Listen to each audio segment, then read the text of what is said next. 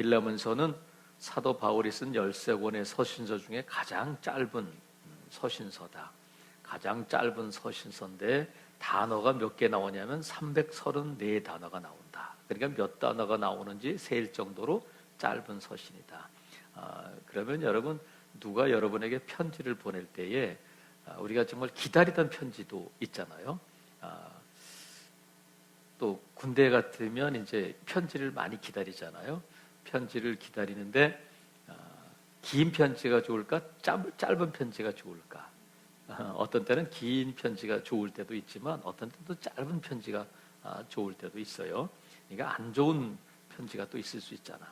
근데 이제 사도 바울을 통해서 하나님이 본문을 기록하실 때에는 그냥 짧게 이렇게 334단어만으로 이 편지를 기록하고 있다. 그러니까 우리가 성경을 읽다가 오늘은 성경을 좀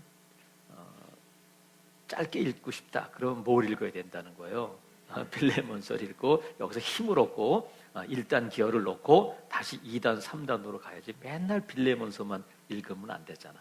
오늘 이걸 이 빌레몬서를 통해서 하나님께서 또 은혜 주실 줄로 믿어요. 짧지만 성경책이다. 그래서 긴 것이 좋은 곳이 있는가 하면 짧은 것도 좋은 곳이 있다.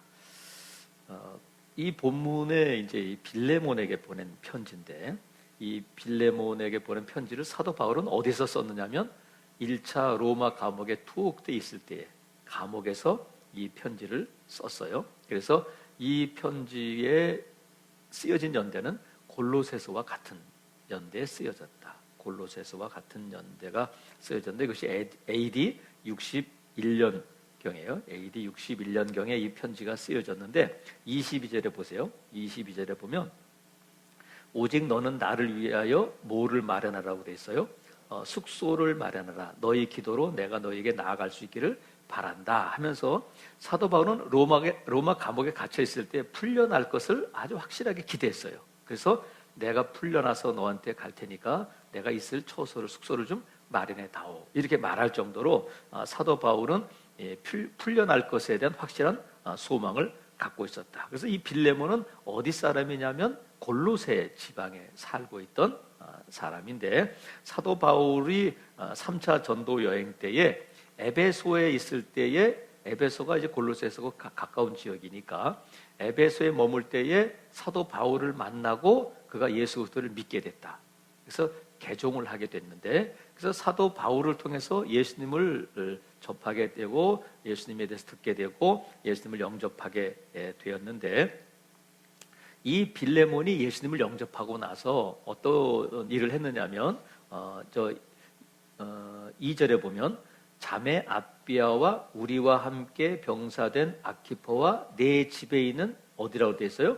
교회에 편지한다는 거예요. 그러니까 이 빌레몬은 예수님을 믿고 나서 자기 집을 무엇으로 제공했느냐면 교회로 제공을 했다. 그래서 이 빌레몬은 사람들이 모여서 예배할 정도로 좀 넓은 집을 갖고 있었던 것 같아요. 그래서 이 빌레몬에게는 여러 명의 종들이 있었다. 그 종들 중에 한 명이 누구냐면 오늘 본문에 오늘 이 빌레몬서에 등장하는 오네시모라고 하는 종이 있었어요.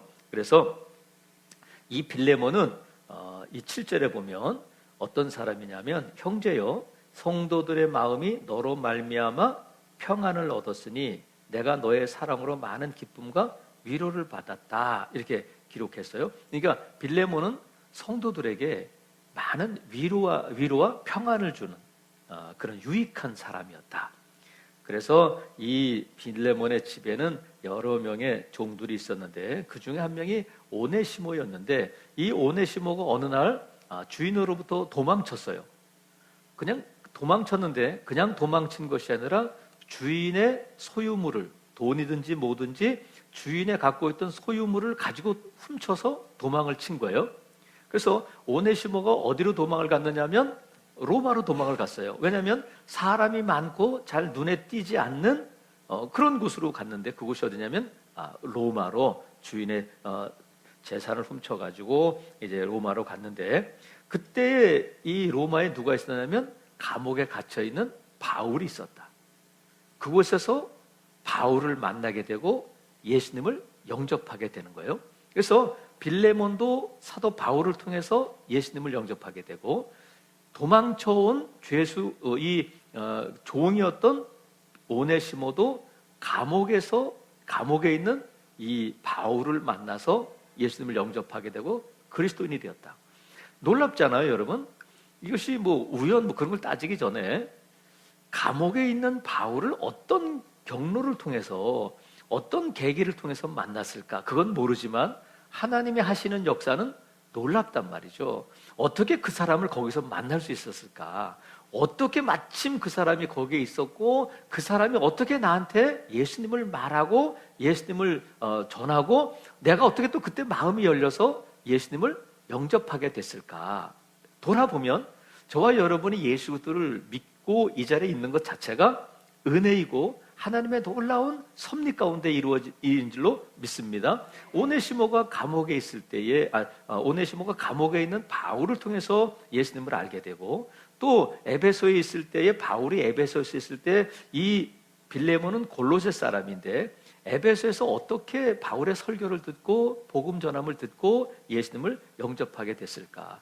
그리고 또 어떻게 그 오네시모가 이 빌레몬의 집에 종으로 있다가 도망쳐 왔는데 감옥에 있는 바울을 만나게 됐을까? 하나님의 인도하심이 있었는 줄로 우리가 믿을 수밖에 없잖아요, 그죠? 하나님께서 저와 여러분을 택하실 때도 아까 말씀드린 것처럼 정말 놀라운 하나님의 손길이 아니면 있을 수 없는 일들이 우리 삶에도 일어났단 말이죠. 그래서 그 하나님은 지금도 어느 누군가를 부르시고 그 누군가를 저와 여러분을 통해서 만나게 하시기를 원하신다. 그러니까 어떤 사람들이 태양을 보고 하나님을 알게 되지는 않잖아요. 어떤 사람이 지나가던 그 자동차를 보고 하나님을 알게 되지는 않잖아요. 알긴 알아도 구원을 받을 수는 없어요. 그래서 하나님이 우리에게 은총을 주실 때에 일반 은총이 있고 특별 은총이 있다. 그 일반 은총은 뭐냐면 하나님이 비를 주시고 해를 주시고 또 곡식이 자라게 하시고, 야, 참 아름다워라 주님의 세계는 하면서 세상을 보면서 하나님을 알 수는 있어요. 하지만 세상을, 자연 만물을 보고 봄, 여름, 가을, 겨울 낙엽이 지고 꽃이 피는 것을 보고 예수님을 영접할 수는 없어요. 그래서 하나님께서는 구원을 얻을 수 있는 특별한 수단을 주셨는데 그것이 뭐냐면 말씀이다. 그래서 이 자연 세계를 보면서 하나님을 알 수는 있지만 예수님을 믿을 수는 없고 구원을 얻을 수는 없어요. 오직 믿음으로만 구원을 얻는데, 믿음은 어디서 나오냐면 들음에서 나온다. 그래서 이 빌레몬이나 오네시모가 무엇을 통해서 예수님을 믿게 되고 구원을 얻었냐면 사도 바울이 전하는 복음을 듣고 예수님을 영접하게 됐단 말이죠. 그래서 이 오네시모가 로마까지 도망을 쳐왔는데 사도 바울을 통해서 예수님을 믿게 되고 어떻게 했냐면 바울이 로마 감옥에 있는 동안에 계속 그 옆에서 바울을 섬겼어요. 이렇게 목회자를 섬기듯이 이렇게 섬겼단 말이죠. 근데 바울에게 이제 고민이 생긴 거예요. 오네시모가 예수님을 영접했는데 듣고 보니까 자기가 복음을 전해서 예수님을 믿게 한 빌레몬의 집에 있던 종이었고, 그 빌레몬의 집에서 내가 이걸 훔쳐갖고 왔어요 하면서 그 얘기를 들었을 때에 바울의 마음이 어떻겠어요, 여러분이라면? 고민이 생긴 거예요. 그것이 뭐냐면 오네시모를 어떻게 할까? 그냥 도망쳐 왔으니까 나를 도와서 이곳에 있다가 내가 언제 갈 때에 같이 데리고 갈까? 이런 고민을 하다가 사도 바울이 어떤 결정을 내리느냐면 골로새서를 쓸 때에 그 편지를 두기고라고 하는 제자에게 그 편지를 그 인편으로 다 보내는 거잖아요. 두기고에게 골로새서를 편지를 써서 보낼 때에 이 오네시모도 함께 보내기로, 골로새 지방으로 가는 거니까 함께 보낼 때에 뭘 손에 들려서 보내냐면 이 빌레몬에게 쓰는 편지를 손에 들려서 보내는 거예요. 여러분, 그렇구나. 우리가 지금 이렇게 그렇게 쉽게 생각할 수 있지만 이 상황이 그렇지 않아요. 상황이 그렇지 않은 것이 뭐냐면 지금 빌레몬은 주인인데 종이 도망갔어요. 그것도 그냥 도망간 것이 아니라 자기의 소유물을, 재산을 훔쳐서 도망을 갔는데, 이 당시 로마 법에 의하면 오네시모는 사형을 당할 수도 있는 죄인이에요. 재산인데 도망을 쳤을 뿐만 아니라 주인의 물건을 가지고 도망쳤기 때문에 사형을 당할 수도 있다. 그래서 오네시모가 알았을까요? 몰랐을까요? 알고 있었죠. 그런 일은 좀 많이 일어나는, 그 당시에 있었던 일이니까. 그래요. 오네시모 입장에서는 돌아가고 싶겠어요? 돌아가고 싶지 않겠어요? 돌아가고 싶지, 가면 죽을 수도 있는 거거든요. 돼지게 매맞고 또 어떤 일이 벌어질지 모르는 상황이에요. 그리고 빌레몬의 입장에서는 어때요? 여러분이 빌레몬이라면, 만약에 여러분이 빌레몬이라면 여러분은 온유하고 여러분은 믿음이 좋고 여러분은 다 이렇게 하나님의 은혜 가운데 있고 하니까 오네시모가 올 때 할렐루야 하고 받아들일까? 그건 모르는 거잖아요. 빌레몬은 지금 오네시모에 대해서 어떤 감정을 갖고 있는지 이놈 만나기만 해봐라. 아니 그리스도인이 어떻게가 아니라, 여러분, 이 당시에는 이 오네시모를 죽일 수도 있는, 사형 당할 수도 있는 상황이니까, 과연 바울이 이런 결정을 내릴 때에는 생각이 많았단 말이죠. 빌레몬이 과연 오네시모를 용서할까? 또 오네시모를 빌레몬에게 보낼 때에 오네시모가 안 가요, 나 못 가요, 선생님 나 여기 있게 해주세요, 그러면 그것도 안 되는 거예요. 오네시모가 네 선생님 제가 가겠습니다 하고 결단하고 마음을 굳게 먹고 가야 될 뿐만 아니라, 오네시모의 마음에는 빌레몬이 나를 어떻게 대하든지 감당하겠습니다 하는 각오가 없이는 갈 수 없는 거예요. 아이고, 예수 그리스도 믿는 사람끼리 이제 그 정도는 해줘야지, 여러분이라면 가능하지만 이 당시에는 쉽지 않은 일이란 말이죠. 그래서 사도 바울을 통해서 하나님께서 오네시모 편에 이 편지를 들려 보낼 때에, 이 편지의 결론이 뭐냐면, 빌레몬아, 너 오네시모를 용서할 수 있겠니? 용서해주면 안 되겠니? 어떤 용서해, 이런 명령의 편지가 아니라 간곡한 권유의 편지예요. 너 빌레몬아, 오네시모를 용서해주면 안 되겠니? 하면서 이 편지를 써서 보내주고 호소하고 있단 말이죠. 그래서 어떻게 이런 편지가 가능할까? 어떻게 일반적인 경우라면 지금 여러분 한마디 말 때문에, 아니면 돈 10만 원 때문에 사이가 틀어져가지고 몇십 년 동안 대화 안 하고 연락을 안 하는 친척들도 있잖아요. 그러니까 우리가 남의 일이라고, 그까지 용서하면 되지, 종도 많은데 그렇게 쉽게 생각할 일이 아니란 말이죠. 근데 사도 바울이 어떻게 이런 편지를 빌레몬에게 쓰고, 어떻게 오네시모는 이 편지를 가지고 자기가 도망쳐 나온 주인에게 갈 수 있었을까? 그것이 어떻게 가능하냐면 예수 그리스도 때문에 가능해요. 예수 그리스도 때문에 이 편지가 가능하단 말이죠. 그래서 우리가 이 편지를 읽을 때에 과연 예수 그리스도를 통한 형제 간의 이 사랑이 이런 갈등과, 이 심각한 갈등과 어려움 속에서 빛을 발할 수 있을까? 예수 그리스도를 통한 이 사랑이 이런 갈등과 심각한 문제 속에서 빛을 발할 수 있을까? 그것을 이 편지를 통해서 우리가 살펴보는 거예요. 그래서 한마디로 말하면 이 빌레몬서는 용서에 대한 책이다. 용서에 대한 책이다. 그래서 이것이, 그러니까 빌레몬이 용서하고 오네시모는 용서받고 그러면 끝나는 거지 이렇게 쉽게 이렇게 할 수 없어요. 왜냐하면 여러분 보세요. 예전에 우리나라 전도연인가 그 여배우가 나오는 영화 중에 밀양이라는 영화가 있어요. 밀양은 은밀한 빛이다. 은밀한 빛, 이런 뜻인데 이 영어로는 그렇게 번역이 됐어요. 그 전도연이 어느 지방으로 내려가서 밀양에 내려가서 이제 하나밖에 없는 아들하고 같이 이제 살게 되는데, 그 아들이 피아노 학원인가를 다니다가 실종이 됐잖아요. 실종이 됐는데 막 찾아다니다가 결국은 죽었다는 소식을 듣게 되는데, 이 자기 아들을, 하나밖에 없는 아들을 죽인 범인이 누구냐면 그 피아노 학원의 원장이었나 기사였나 뭐 하여튼 해가지고 잡혔어요. 그래가지고 감옥에 가 있는데 이 전도연은 막 아까 오전에 말씀드린 것처럼 하나밖에 없는 자기 힘이었고 소망이었고 자기 기쁨이었던 아들이 죽었으니까 무슨 뭐 그냥 막 사는 거예요. 막 근데 그 옆에서 지켜보고 있던 그를 아끼던 한 남자가 자꾸 도와주고 그러는데 그러다가 전도를 받게 되고 예수님을 믿게 돼요. 예수님을 믿게 되고 교회 나가서 찬송도 하고 막 기도도 하고 하면서 이제 믿음이 들어가고 옆에 있는 그 구역 식구들이 또 이제 교회에서 설교 들으면서 무슨 마음이 드냐면 용서해야 되겠다.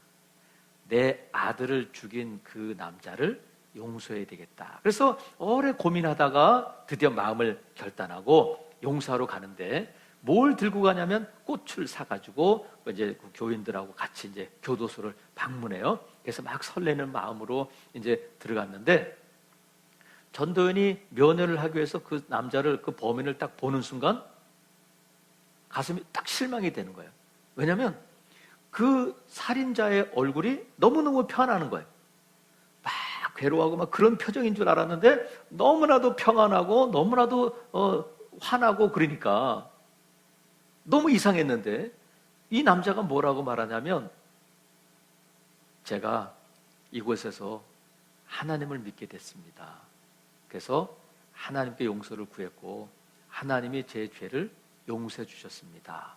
그러면서 용서에 대해서 말하는 거예요. 전도연이 내가 당신을 용서하려고 왔습니다. 그 말을 하기도 전에 이 남자가 먼저 용서를 말하는 거예요. 근데 누가 용서해 줬다고 말하냐면 하나님이 자기를 용서해 주셔서 이제 저는 편안한 마음으로 지내고 있습니다. 이렇게 말하니까 전도연이 면회를 갔다 나와서 제가 오래전에 본 영화라 꽃을 확 땅바닥에 내팽개쳤나? 그래요? 그러고 나서 그때부터 교회를 안 나가는 거예요. 그때부터 교회를 안 나가고 구역 예배하는 곳에 돌을 던져서 창문을 깨고 또 그 교회 장로를 유혹해가지고 막 이상한 짓을 하려고 하고 막 그렇게 사는 거예요. 왜냐하면 자기가 용서를 안 했는데 저 사람이 막 괴로워하다가 자기가 용서해주면 막 삶이 확 환해지고 얼굴이 편해지고 감사합니다 이럴 줄 알았는데 하나님이 먼저 용서해 주셨다고 하니까 이 전도연은 용서할 것이 없잖아요. 그래가지고 교회도 안 나가고 막 교회를 막 돌을 던지고 막 그렇게 살게 되는데 여러분 용서라는 것이 그래요. 전도연은 왜 그랬을까? 하나님이 용서하셨다면 그럼 나도 용서해 잘 됐네요 이렇게 나오면 좋은데 우리의 마음이 그렇지 않거든요. 내가 용서해 줘야 되는데 나는 용서도 안 했는데 하나님이 용서해 주셨다는 것을 가지고 저렇게 얼굴이 편할 수 있을까? 나는 저 아들이 죽은 것 때문에 얼마나 괴로워하고 내가 밤잠을 못 자고 지금 이렇게 어려워하고 있는데 어떻게 내가 이 용서를 결단하게 됐는데 저 사람은 저렇게 평안할 수 있을까 하면서 오히려 더 용서하지 못하게 된단 말이죠. 그래서 지금 2000년 전에 로마에서 골로새에서 이런 일이 있단 말이죠. 오네시모가 빌레몬에게 가서 주인님 하나님이 저를 용서해 주셨어요. 주인님 사도 바울을 통해서 제가 예수님을 알게 되고 하나님이 저를 용서해 주셨습니다 하고 온다면 빌레몬이 전도연의 입장에서 야 임마 너 그렇게 도망 다니고 뻔뻔하게 내가 너를 용서도 안 했는데 그럴 수 있어? 하면서 오히려 더 나쁜 감정을 갖고 오네시모를 괴롭히고 그럴 수 있단 말이죠. 그래서 우리가 용서를 말할 때는 용서는 동전의 앞면처럼 두 국면이 있음을 알아야 돼요. 용서는 뭐냐면 내가 용서를 해야 되는 부분도 있지만 내가 용서를 구해야 할 부분도 있다. 그러니까 나는 남을 용서해주는 그런 입장에만 있는 자가 아니라 나는 채권자일 수도 있고 채무자일 수도 있다. 뭐에 대해서? 용서에 대해서. 내가 용서된 채무자라면 누군가로부터 내가 용서를 받아야 되고 내가 그분에게 용서해 주세요 이렇게 말하는 입장일 수도 있고 또 하나의 뭐냐면 나에게 잘못한 사람을 내가 용서해 주고 용서에 대한 채권자의 입장에서 그 사람을 용서해 줘야 되는 그런 상황도 있을 수 있다는 거예요. 그래서 우리가 용서를 단순하게 누군가를 용서해 준다 이것만 생각하면 어려워지는 거예요. 근데 용서는 내가 용서할 수도 있고 내가 용서를 받아야 될 경우도 있다. 요셉의 경우를 보면 형들이 요셉을 팔아버리잖아요. 애굽에 종살이를 갔는데 애굽에서 총리가 되어서 이제 먹을 양식이 없을 때에 형들이 오잖아요. 아버지하고 형들이 다 와서 거기 살다가 아버지가 죽자 형들이 요셉에게 용서해 주세요 이렇게 사정하잖아요. 당신의 아버지가 용서하라고 했어요 하면서 용서를 구할 때에 이 요셉이 뭐라고 말하냐면, 형님들 걱정하지 마세요. 하나님이 우리 민족을 살리려고 나를 먼저 보내신 것뿐이에요. 하나님이 하셨어요 하면서 형들을 용서해 주게 된단 말이죠. 그래서 요셉은 하나님이 주시는 좋은 성품이 있었는데 그것이 뭐냐면 용서하는 거예요. 왜 요셉이 형들을 용서할 수 있었느냐면 하나님이 자기를 인도하시고 하나님이 이 모든 일 가운데 함께 하셨다는 것을 믿었고 경험했기 때문에 그래요. 요셉이 만약에 용서하지 못했다면 총리가 되었을 때에 제일 먼저 손봐야 될 사람이 누구겠어요? 보디발의 아내지. 보디발의 아내를 불러서, 보디발도 그렇고 너 관도, 너 내가 잘못 안 한 거 알면서도 너 왜 그랬어? 하면서 불러서 감옥에 가두든지 아니면 뭐 직을 박탈하든지 뭐 귀양을 보내든지 그럴 수 있잖아요. 근데 성경에 보면 요셉이 보디발이나 보디발의 아내에 대해서 언급한 부분이 없어요. 그리고 또 하나, 술 맡은 관원에 대해서도 나를 기억해 주세요 하면서 그 꿈을 해석해 줬잖아요. 그리고 바로에게 가면 나 죄가 없는데 억울하게 지금 감옥에 있는 거예요. 그걸 말해서 나를 좀 여기서 풀어주세요, 나가게 해주세요 그랬는데 술 맡은 관원이 2년 동안이나 요셉을 잊고 있었다. 그런데 하나님의 강권적인 역사로 말미암아 바로가 꿈을 꾸게 되고 요셉이 그 꿈을 해석하게 되고 총리가 된다. 요셉은 힘이 있고 또 요셉은 능력이 있고 요셉은 무엇을 어떻게 할 수 있는 권력을 갖고 있었지만 어느 누구에게도 그 자기의 억울한 일을 보복함으로 풀지 않았어요. 요셉은 무엇으로 자기 인생을 풀었느냐면 용서를 통해서 자기 인생을 풀었다. 만약에 요셉이 보디발의 집에 있으면서 고생을 왜 안 했겠어요? 총무라고 해서 뭐 일을 안 했겠어요? 노예는 노예잖아요. 또 감옥에 있는 동안, 억울하게 감옥에 있을 동안 형들 가만두나 보자. 매일 운동하고 내가 힘이 있어야 돼. 그래서 운동하고 또 그곳에서 일을 갈고 가만 놔두지 않을 거야. 그랬다면 요셉이 총리가 되었어도 편할 날이 없을 거예요. 어떻게 하면 저 혼내줄까? 저는 어떻게 혼내줄까? 이런 마음을 갖고 있으면 자기 인생이 묶이는 거거든요. 근데 요셉은 쿨하게 하나님의 은혜를 알고 하나님의 함께 계심을 믿고 경험하니까 그냥 용서할 수 있는 거예요. 그래서 지금 우리가 왜 누군가를 용서해야 하느냐면 나도 나도 채무자이기 때문에 그래요. 나도 갚을 빚이 있다. 무슨 빚이냐면 용서의 빚. 누구에게 그 빚을 졌냐면 사람에게도 그 빚을 졌지만 우리 모두는 예수님에게 이 사랑의 빚진 자, 용서의 빚진 자예요. 하나님께서 저와 여러분을 용서해 주셨는데 무엇을 통해서 그 용서를 보여주셨냐면 예수 그리스도의 십자가를 통해서 내가 너희를 용서했다 하는 것을 보여주셨어요. 확증해서 보여주셨어요. 그래서 저와 여러분이 우리 오늘 지금 이 자리에서 우리가 하나님을 예배하고 예수님을 부르고 예수님을 믿고 할 수 있었던 것은 하나님께서 저와 여러분을 용서해 주셨기 때문에 그래요. 저와 여러분은 누구냐면 하나님과 원수된 자였다.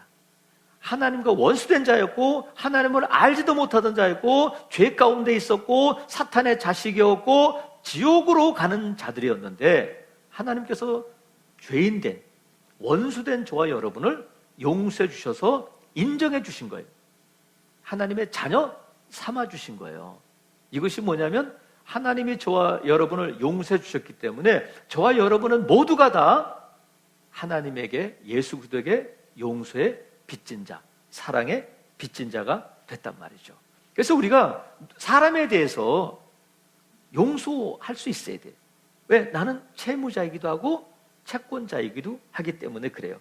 그래서 지금 사도 바울을 통해서 하나님이 뭐라고 말씀하시냐면 18절 보세요. 18절에 보면 그가 오네시모예요. 그가 만일 내게, 너는 빌레몬이고, 그가 만일 내게 불의를 하였거나 내게 빚진 것이 있으면 너한테 재산상의 손해를 입히고 지금까지 이 일을 안 하고 또 너에게 있는 것을 갖고 도망쳐 네가 손해를 본 것이 있다면 내 앞으로 계산해라. 그러니까 장부를 계산할 때 우리가 보통 그러잖아요. 집사님 가서 제 이름 대고 드세요. 그러면 나중에 누가 갚아야 돼? 제가 갚아야 돼요? 저는 감사해요. 우리 성도들 제 이름 대고 안 먹어서 감사한데, 직장에서는 보통 그래. 김 과장 내 이름 대고 먹어 가서, 저 식당 가서 내 이름 대고 오늘 먹어. 그러면 자기가 갚겠다는 거잖아요. 지금 이 바울이 빌레몬에게 그러는 거예요. 내가 갚을게. 내 앞으로 내 장부에 달아놔. 그러면서 뭐라고 말하냐면 19절. 나 바울이 친필로 쓰노니 내가 갚겠다. 그런데 너 말이야, 이 외에 내 자신이 내게 빚진 것은 내가 말하지 않겠다. 그러니까 빌레몬은 오네시모에게 채권자이면서 바울에게는 채무자가 되는 거예요. 바울에게 빚진 것이 있다는 거예요. 그것이 뭐겠어요? 바울을 통해서 예수님을 알게 되고 구원 얻게 된 자가 빌레몬이니까, 빌레몬은 바울에게 재산상 빚진 것이 아니라 영적으로, 이거 어떤 것으로, 돈으로도 살 수 없는 구원이잖아요. 그것을 누구를 통해서 예수님을 알게 되고 구원 얻었냐면 바울을 통해서 구원을 받아 예수님을 믿게 되었으니까 그것이 빌레몬에게는 바울에게 채무가 되는 거예요. 반면에 오네시모에게는 채권자가 되고, 지금 바울이 내가 너에게 갚겠다 하면서 바울은 빌레몬에게 채무자가 되지만 채권자이기도 해요. 왜? 빌레몬이 바울에게 빚진 게 있기 때문에. 그래서 저와 여러분은 채무자이기도 하고 채권자이기도 하다. 아유, 나는 은행에 대출 받은 거 없어요. 나는 누구에게 돈 빌린 거 없어요. 그것이 아니라 저와 여러분은 모두 예수 그리스도의 십자가를 통해서 사랑의 빚진 자, 용서의 빚진 자가 됐단 말이죠. 그래서 저와 여러분은 모두는 채무자다. 그런데 우리에게 채권이 있는 거예요. 내가 그 사람을 절대 용서하지 못할 거야. 용서 안 해. 내가 내 눈에 흙이 들어가는 있어도 나는 그 사람을 용서할 수 없어. 그러면 내가 용서할 수 없는 그 사람, 나에게 용서의 빚을 진 그 사람은 오네시모보다 더 나쁜 사람일까? 아니면 내가 용서하지 못하는 그 사람은 요셉을 팔아버린 형들보다 더 나쁜 사람일까? 아니면 예수님을 십자가에 못 박고 예수님을 창으로 찌르고 조롱했던 그 사람들보다 더 나쁜 사람일까? 예수님은 십자가에서 아버지, 저들의 죄를 용서해 주세요. 자기들이 하는 일을 뭘 하는지 지금 몰라서 그래요. 스데반도 돌에 맞아 죽으면서도 저들의 죄를 저들에게 돌리지 말아주세요. 용서했단 말이죠. 왜냐하면 자기가 사랑의 빚진 자고 자기가 용서의 빚진 자인 것을 알았기 때문에 그렇단 말이죠. 사랑하시는 성도 여러분, 예수님께서 말씀하셨어요. 너희가 이 땅에서 풀면 하늘에서도 풀린다. 너희가 이 땅에서 매면 하늘에서도 매인다. 이 땅에서 우리의 삶을, 우리의 인생을 푸는 열쇠가 뭐냐면 용서다. 열쇠를 열 때 열쇠를 놓고 자물통에 넣고 탁 돌리면 탁탁 열리잖아요. 열쇠가, 자물쇠가 열리고 문이 열고 하는 것처럼 우리 인생에 막 어떤 때는 건강으로 닫혀 있고 어떤 때는 재정으로 막혀 있고 어떤 때는 한 일마다 어렵고 우리 자녀들이 어렵고 할 때에 내가 그 문제를 푸는 열쇠가 뭘까? 근데 성경은 분명히 이 땅에서 풀면 하늘에서 풀린다는 거예요. 이 땅에서 먼저 풀어야 돼요. 그것이 뭐냐면 내 인생에 얽혀있는, 내 인생에 꼬여있는 문제를 푸는 열쇠는 용서다. 그래서 저와 여러분은 미루면 안 돼요. 미루면 안 되고 우리가 이 성경을 일부러 제가 정한 것이 아니라 순차적으로 오다 보니까 오늘 빌레몬을 하게 되는 거예요. 다음 주는 히브리서 하잖아요. 그러니까 여러분, 오늘 하나님께서 이 오후에 저와 여러분에게 뭐를 말씀하시냐면, 이 편지가 하나님이 나에게 보낸 편지예요. 오네시모를 통해서, 지금 이 두기고를 통해서 빌레몬에게 보낸 편지가 아니라 오늘 이 오후에 하나님께 예배하는 저와 여러분에게 편지를 보내셨어요. 수신자가 누구냐면 저와 여러분이야. 근데 하나님이 이 편지를 통해서 뭘 말씀하시냐면, 얘야, 김집사야, 너 용서해주면 안 되겠니? 너 용서할 수 있겠니? 이 편지를 통해서 우리에게 권면해 주시고 우리에게 지금 말씀하고 계시단 말이죠. 왜 하나님이 이렇게 말씀하시냐면, 하나님은 저와 여러분에게 복 주시기를 원하셔. 하나님은 저와 여러분의 인생이 펼쳐지기를 원하셔. 하나님은 저와 여러분이 이렇게 포로된 자로 있기를 원하지 않고 우리를 풀어주시기를 원하셔요. 하나님은 우리에게 복 주시기를 원하셔요. 하나님이 원하시는 것들을 이루시기를 원하셔요. 근데 우리가 자꾸 묶여있고, 우리가 자꾸 이렇게 종돼서 포로된 자처럼 꼼짝달싹 못하면 안 되잖아요. 용서하면 풀어질 줄로 믿습니다. 우리가 2020년도 하나님께서 우리에게 새롭게 하시는 은혜를 경험하기를 원하며, 또 그 말씀을 붙들고 10개월을 살아왔는데, 하나님께서 우리를 새롭게 하실 때에 용서를 통해서 저와 여러분을 새롭게 하실 줄로 믿어요. 우리 마음속에 지금도 섭섭한 사람, 지금도 내가 미워하는 사람, 내가 정말 용서하지 못하는 사람이 있다면 저와 여러분이 채무자인 것을 기억하시고 그 채무를 용서함으로 해결할 수 있기를 바랍니다. 언제까지나 내 인생 장부에 이게 빨간 줄로 갚아야 될 돈이 계속 남아있다면 우리는 채무자로 살아야 되잖아요. 하지만 우리 주님이 이미 나의 모든 것들을 용서하시고 이미 나의 모든 죄를 깨끗하게 씻어주셨음을 믿고, 나도 채무자인 입장에서 또 채권자, 용서해야 할 채권자라면 기꺼이 여러분 용서할 수 있기를 바랍니다. 그래서 용서는 아까까지 두 가지 동전의 앞면 뒷면이 있다고 그랬어요. 먼저는 내가 용서해야 할 뿐만 아니라 내가 용서받아야 할 사람도 있잖아요. 내가 늘 그 사람에게 미안해, 나를 용서해줘, 이렇게 말하고 싶었는데 그 말을 못한 사람이 있다면 오늘 여러분 전화를 하든지 아니면 문자를 보내서라도 용서를 구할 수 있기를 바랍니다. 어쩌면 정말 용서를 못 구하고 이별할 수도 있어요. 저도 몇 번 말씀드립니다만, 아버님에게, 저희 이제 돌아가신 아버님에게 정말 두 가지를 용서를 구해야 될 것이 있었어요. 근데 언제 할까? 아버님에게 언제 이 말씀을 드릴까? 근데 늘 마음속에 이 두 가지를 반드시 우리 아버님에게 용서를 구해야 되겠다. 그랬는데 금요 심야 기도회 때에 돌아가셨잖아요. 금요 심야 기도를 하다 말고 집에 가보니까 이미 돌아가셨어. 용서를 구할 수도 없어요. 물론 하나님은 용서해 주셨겠지만 우리가 사람에게 용서를 구하고 사람을 용서할 수 있어야 돼요. 그래야 온전한 용서가 되는 거예요. 사랑하시는 성도 여러분, 오늘이 어쩌면 하나님이 저와 여러분에게 주신 용서를 구하고 용서할 수 있는 기회, 우리가 풀어줄 수 있고 풀어지는 기회의 날인 줄로 믿습니다. 아무쪼록 용서를 구하시고 용서함으로 우리의 인생의 문제를 풀어가는 복된 성도들 되시기를 주님의 이름으로 축복합니다. 아멘.